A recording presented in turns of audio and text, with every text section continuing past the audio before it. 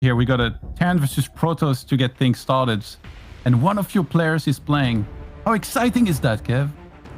So exciting, Todd. In the top right side of Oxide, we are looking at the main base of our Flying Dutchman, representing Team Liquid, of course. It is uThermal.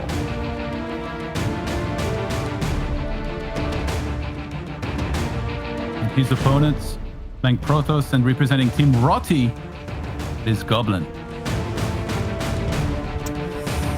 First best of 3 on the main stream this season for Goblin. His first 2 series were happening over at the B stream. Speaking of the B stream, guys, of course, that is already up and underway. And a little bit of an upset, apparently, as Strange has taken the 1-0 lead over Raynor. If you guys want to see more of that series, ESL_SC2B.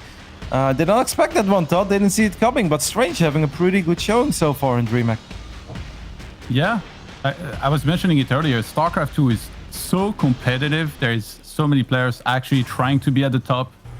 And it feels like those rankings at the absolute top, they don't change so much unless, you know, something crazy happens, like, you know, a Claim or Raynor comes along to try and disrupt those top of the rankings, with Cyril initially being the best for a long time. But yeah, under that, it's still kind of up in the air. At least a little bit more so, I guess you could say, with some of these players finally able to break through and leave their impact on the scene.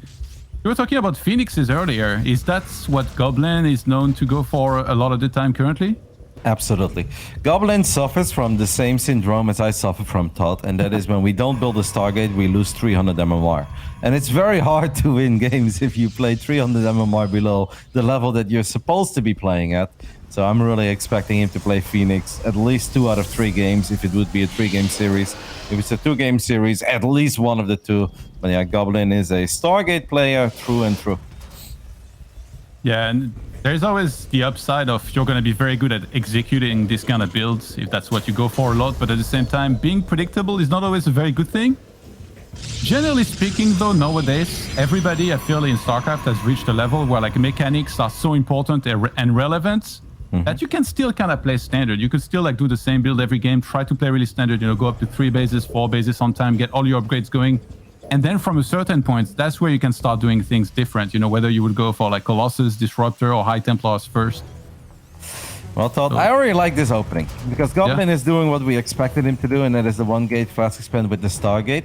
uThermal, on the other hand, is switching things up. He knows he's playing against someone who likes to open up with Phoenixes, and it's very likely to open Phoenixes. So even though he didn't scout it, he's going for the good old 3-Rex. Now, 3-Rex is not always great. If a player would open 2 base with a Robo, there's nothing you can really do. Even against the Twilight openings, these Protoss players are so good in like getting away with greed while barely hanging on against the 3-Rex and then getting a massive lead, because the Terran follow-up is obviously very slow. No factory, no starport.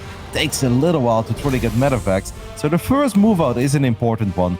I really struggle if I open Phoenixes and I know that a good Terran is opening up with 3 Rexes, because they're going to have a lot of Marines, maybe a couple Marauders in the mix, and there will just be a crazy amount of firepower. I'm really curious to see if Goblin feels that he should turtle on 2 bases, or if he thinks he can go up to 3 bases, or even do something as crazy as a hidden base. Yeah, it can be really hit or miss to go for something like that, as you were mentioning, because you're neglecting everything else, the upgrades, the tech to medivacs and all of that. Question is, when will Goblin realize what's happening? He's doing a very defensive style right now, where he's keeping the 2 Phoenixes back at home almost as to hide it, because even though I'm sure uThermal expects the Phoenixes to be there, it's always better if you can know for a fact. That's a bit problematic, Todd, because what Goblin is doing would obviously be great if uThermal was opening up with, let's say, 2 Hellions in the natural and a Marine drop or a Mine drop in the main, because then the Phoenixes will just shut it down without really taking any damage. At this point, Goblin is waiting for something that's just never going to come. There is no factory, there is no starport, there are not going to be any medevacs, and even though uThermal doesn't really know what Goblin is doing, he kind of knows, but Goblin is clearly hoping to find a medevac, and he will not find it at all. And by the time he realizes that this Terran army is going to march to the other side of the map, Todd, it's going to be hard to hold, man. No, if he goes up to 3 bases, I'm going to close my eyes and I'll let you take it from here, because there is no way he can ever defend this. No way. Oh my goodness. Ideally for Goblin, he would like to find out about this very soon, but I think his observer will barely miss this move out here on the right-hand side. That has to be intentional as well from uThermal. And He's headed for the third base, so I think if you're Goblin, you just react quickly, you cancel that, and then you focus on defending on the high ground at your expansion. But uThermal is going around. He goes for a scan. There is only one sentry and one single force field available right now. He's going to go for the steam pack. Yeah, the overcharge battery is good. It's going to heal up a couple of these units. All the Phoenixes are still alive. This is so far going a little bit better for Goblin than I expected it to go. It's very important to keep your Phoenixes alive, and he's kind of doing it. Without overcharge, he'd be super dead, but that overcharge kind of saved him. We still have a couple of lifts available, and Todd, because uThermal did not cancel the Nexus, he went for the kill. It's actually going to backfire. I mean, 2 Marauders is going to be left behind, but Goblin will be able to clean this up. This honestly went a lot better than I ever thought it was going to go. Yeah, they traded units, but all the Phoenixes remaining alive here, that's going to be a problem for uThermal, because you can't really counter them. They can keep on picking up units when the next move out's going to get there, but not much in a way of ground army right now for Goblin, and the follow-up from uThermal still has a good amount of Marines and Marauders here to try and snipe that third base. Yep, but I think that Nexus is going to live for a little while. Goblin can warp in a few more units. One Giraffe is out on the battlefield, and I think if we can just lift 1 or 2 Marauders, the Giraffe and a couple of Adepts are going to take care of these Marines. uThermal's going to stim. I love that we're lifting all the Marauders. That means that every single Colossus shot is going to be on Marines, and what I thought was going to be a disaster is instead a massive victory for Goblin. The Phoenix Colossus holds against the 3-Rex opening. Oh, wow, Todd. What a way to kick today off. That was truly interesting, right? Because uThermal had the easiest cancel of his life on the 3rd Nexus. But he said, no, I don't want to do that. Because I know you're playing Phoenix. And if you're also going up to 3 bases, you barely have any units. I think I can just win the game. And let me be real with you, Todd. I have lost the game there many, many, many times when they stim up. Even with a battery overcharge.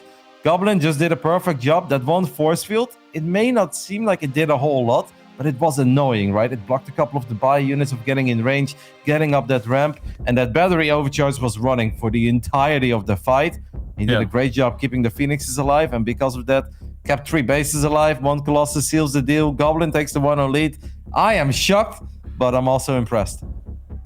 Do you think that maybe he should have pulled back when he saw the overcharge coming through and instead gone for the 3rd base and then got into cancel, regrouped, and perhaps attack later? Like, if you can be 2 base against 2 base, usually Cairn having mules and having a good SCV count, it can be better for them to be on 2 bases for longer, I think.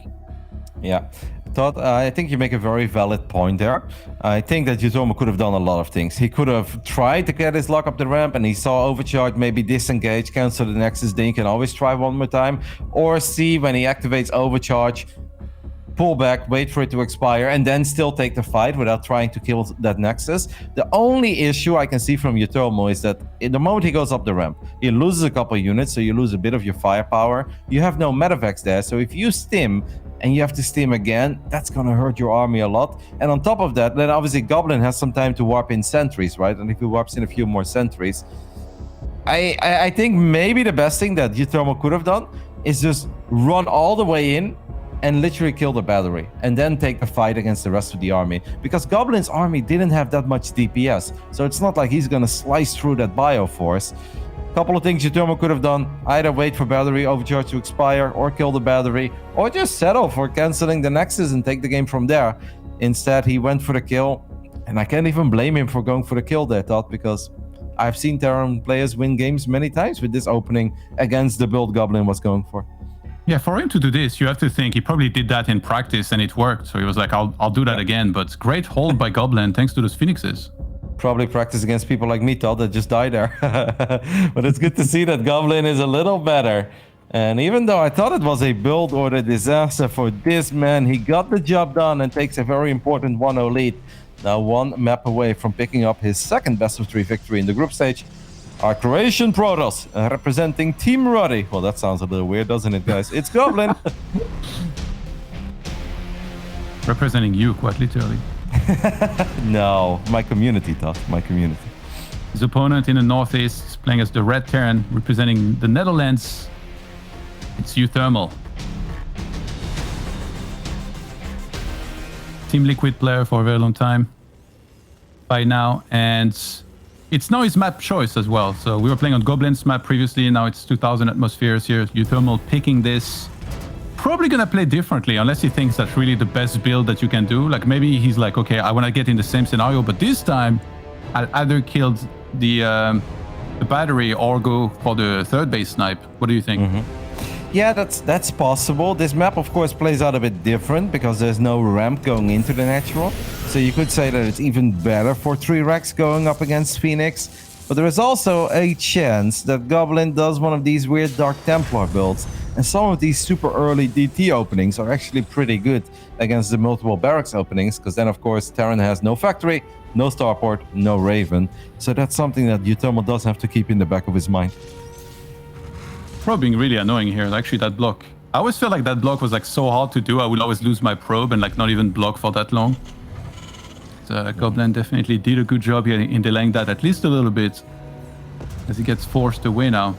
Really, I mean, very little scouting last game from Goblin, and I'm always skeptical when I see a build like this, you know, where you go Phoenixes, you camp on your side of the map, but I can also understand that, you know, I've played Phoenix in the past, and it's like the one moment you finally fly across the map for a scout, the Widow Mines, you know, flying, they kill all your probes, and then you've lost the game. So I can kind of understand the way he did it too. Yeah, it's funny how that works, because you can send your first Phoenix to the other side of the map immediately and get a guaranteed scout off. But the downside of doing that is that you give your opponent also a scout, right? Because you're revealing a Phoenix. But if you wait until you have 2 or 3 Phoenixes, yeah, then there is a chance a medevac is already heading towards your base. So you make a good point there, Todd. That's a little dilemma that you have to deal with if you want to play Stargate. But Goblin is going to play Stargate again. And Todd, before this game really kicks into gear, you want to know a little secret? Sure. I had a little debate with myself this morning. I was like, what lights am I going to use? What kind of colors? And then I remember that I was very proud of my lights and I showed them off to you. And I was like, hey, Todd, do you think my lights are pretty? And then you called me a budget ninja. And since that day, I'm afraid to use color lights. You should have done it anyway. It's not shame in being a budget ninja. I would be a budget ninja. I'll be a budget Roddy if I need to. Goblin is going to scout with his adept, and he gets a good scout off because he spots the factory and the fact that there is a reactor connected to that factory. And he also knows that now the Marines are out of position. Goblin realizes that he has to take this seriously, but he's already building a battery, even double battery in the natural. That seems a little dramatic to me. What is he so afraid of, though? Well, this unit's headed out. I guess he's not sure exactly what's coming and how much of it. One of the batteries is close to finishing. He needs to lift the Hellion. He needs to lift the Hellion. Keep this adept alive. But yeah, 2 Hellions in the main base. Let's see how many probes he can get here. On the other side, the adept that was harassing got killed. Hey, he lost 5 probes. Yeah, a little bit more than I think he had to. I don't really understand why we got 2 batteries in the natural. I think 1 battery in the natural and 1 battery in the main, if you truly wanted to be very safe, would have made a lot more sense to me. Like, a couple of Marines cannot even kill an adept and a stalker anyway. You're not sure if there's a battery there. And if things get very dicey, you could always draw battery overcharge. So I'm gonna be real and say that's a tiny mistake there by Goblin. It would have been way better to have a battery in each base. Uh-oh, 2 more Hellions start are about to show up, and Goblin is out of position. He moved out with the Phoenixes. Can he warp in something soon? No. There is a Phoenix to pick up one of those Hellions. He's not reacting. He must be looking on the other side of the map. Those 2 Hellions, they're gonna have a field day here. They can kill a lot of these probes. And he's disengaging on the other side of the map at the same time. Phoenixes are trying to fly back. Oh my god. He's losing so many probes. Oh, he is not lifting. He was waiting for the other Phoenixes to show up, and Goblin ends up losing 14 workers against the very 2 random Hellions that uThermal rallied to the other side of the map a little bit later. It's one of these plays that you don't expect, because as a product player, you're like, why would he ever drive 2 Hellions into my natural now? If I just have my units there, he's just going to lose 2 more Hellions. He will never do that. But because you think he's never going to do it, they do it anyway. And if things weren't bad yet after losing 5 probes, things are a disaster here in game 2. Because 14 workers thought that's just a little too much to lose. Damn, Hellions, man. More like Elons. They made that mineral coin crash faster than anything I've seen before. Too soon, Todd. We're still in the middle of the dip.